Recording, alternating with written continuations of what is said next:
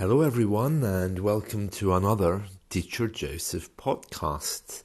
Today we are asking the question, does anyone actually like studying English grammar? Well, I think probably the answer to that is no, except maybe a few well-meaning linguists. After all, they are the ones who set the rules for the language. They seem to love classifying it into different sections. But for the purposes of students, what do you think? Is learning by studying the rules of grammar any good? Well, I suppose it depends on the person. The one-size-fits-all approach in this case is completely wrong, I think. I don't think we can say that everybody loves grammar or nobody loves grammar. Certainly from what I've noticed as a teacher is that creative people tend not to respond to rules very well because their spark of inspiration is needed before they can do anything. They can't just sit down and study a book. They need to be inspired. There has to be something there. A muse, a thing of love, a divine spark, but something else needs to be there, as well as the idea of studying. Yeah, maybe creative people are a little bit crazy, but I think, though, there are people around also who can just pick up a book, sit down and study it. So which approach is best then when it comes to grammar? Why do we need to study it? Why do we need to look at it? Let's talk about that. Well, like everything in life, I think the middle way probably gives us an idea as to how we should study. Not to be too extreme, not to be too severe, but just take the rules, but use them. There's no point sitting there for half an hour studying the rules if you're not going to apply them, because only in applying them will you actually know how they work. For children, it's kind of like the opposite, isn't it? They learn how to use things by copying their parents. And then when they get to school, they learn the rules of grammar. Having said that, when I was growing up, there was some hippie tradition in the 1970s that kids shouldn't learn grammar. They should just learn to speak from adults. So as a result, I knew how to use grammar, but I didn't know any grammar rules. When I studied to become a teacher, I had to study grammar rules, which, as you can imagine, was fairly easy because I knew how to use grammar anyway, but I had to learn what was a present perfect, what was an indicative, and what wasn't, for the purposes of doing exams. These days, in Britain, and these days in exams, you don't have to learn anything about grammar, really. You have to know how it works, you have to demonstrate you can use it, but you don't really need to know the names of the things. Maybe it's a little bit different if you do I think it's a TOEFL is the one that asks specific grammar questions, but if you do the IELTS and Cambridge exams, then you don't need to worry about what's a participle, what's the present perfect, what's the third conditional or whatever. These things are only there to make teaching easier. My advice is take the rule and immediately start using it. Don't spend too long thinking about the rule itself or the accompanying rules. Let's take an example. So you know that the first conditional is the present tense and will. You know that the second conditional is the past tense and would.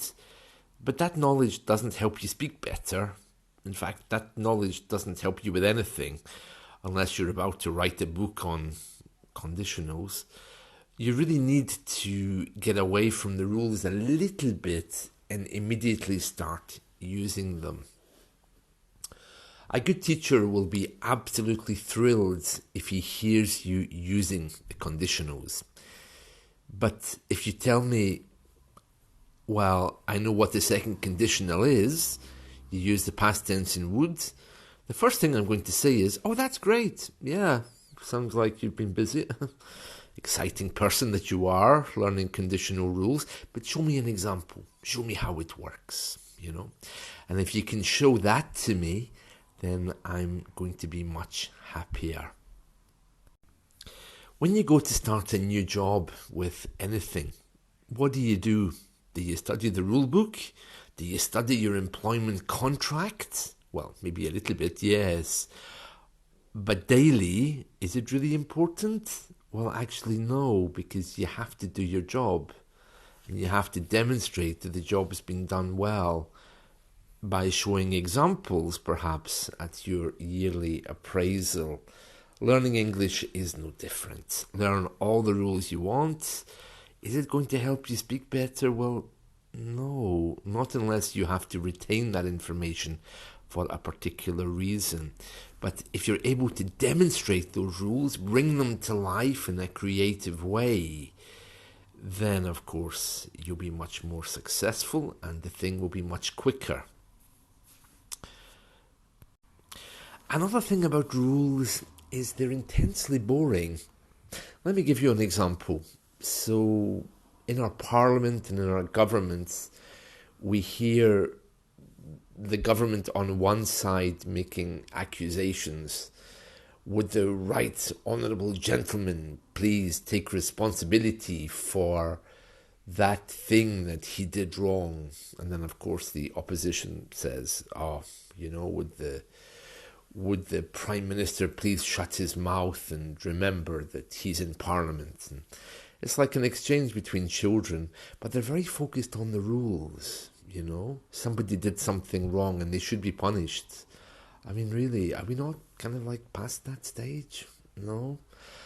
And of course, nobody is punished. They just shout at each other and nothing gets done. So their time would be better spent if they moved away from blaming each other for some rules that were broken and perhaps simply getting on with their job.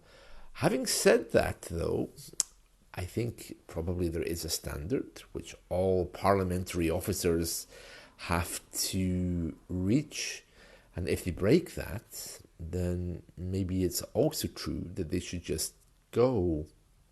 Who knows? It's not for me to say, but what I will say is if they just keep focusing on the rules, do you really think they're learning anything? Do you really think anything is changing? Because while they're so focused on the literal interpretation of what should be done, then they're not going to be doing the other thing, which is, applying and making rules and regulations and discussing the future of the country. This has been an argument for centuries across the world. There are those governments and people who take rules literally and whether they should be obeyed or not.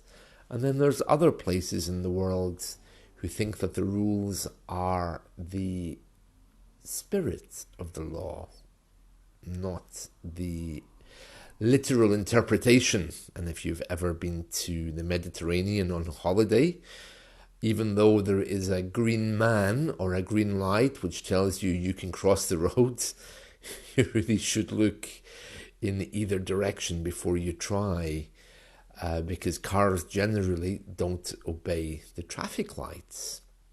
Whereas here in the UK and in the United States, the traffic light is a rule which must be obeyed. So you see, this is a really good metaphor for the two opposing forces which can be applied to English learning. The first one being the literal approach. If I learn all the rules, then I'll know how to make a sentence. And then the second one which says, well, I don't know any of the rules, but I'm just going to use this because it feels right. Which one of those two is the better one for learning? Well, you can decide on that one, but a little mixture of both might be in order. I think the middle way by far is the best. Whenever you go to extremes in any direction, it's not such a good idea. There we are. So, see you soon. Bye bye.